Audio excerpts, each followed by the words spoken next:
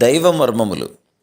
సహోదరుడు భక్తి సింగ్ గారి అనుభవంలో దేవుడు ఆయనకు బయలుపరిచిన దైవ మర్మములు. అక్టోబర్ 15.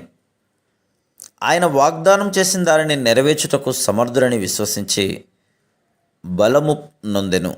రోమా 4:21.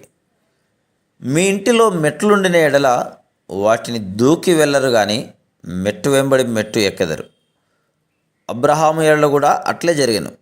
దేవుడు అబ్రహామునకు ఆదికాండము 12వ అధ్యాయంలో 2 సార్లు, తర్వాత 13, 14, 15 అధ్యాయములలో ప్రత్యక్షమయ్యాను.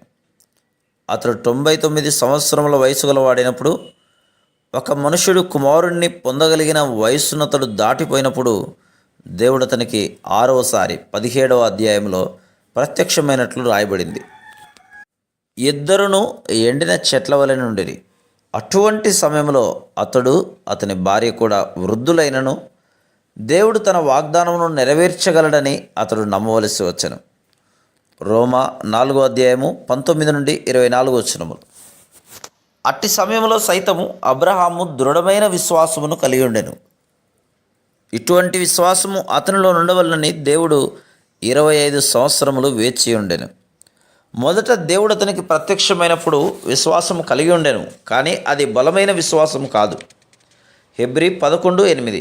అతడు దేవునికి లోబడి వెంటనే తన దేశమును బంధువులను విడిచి ఒక క్రొత్త దేశమునకు వెళ్ళెను. ఈ రీతిగా లోబడుటకు అధిక త్యాగము, విశ్వాసము అతడు కలిగి ఉండినను దేవుడు తృప్తి చెందలేదు.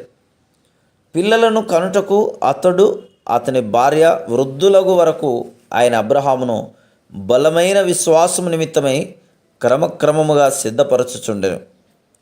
దేవుడు నూతన జీవమును వారి దేహములలో పోయినంత వరకు వారు బిడ్డను పొందలేకపోయారు. మరొక రీతిని ఎండిన చెట్టు వలెనున్నారు గనక వారు నూతన జీవమును పొందవలసి వచ్చెను. దాని ద్వారా వారు పునరుద్ధాన శక్తిని గురించి కొంత గ్రహించగలిగిరి. అదే శక్తి ద్వారా మనము కూడా మన శోధనలను జయించగలము. Praise the lord.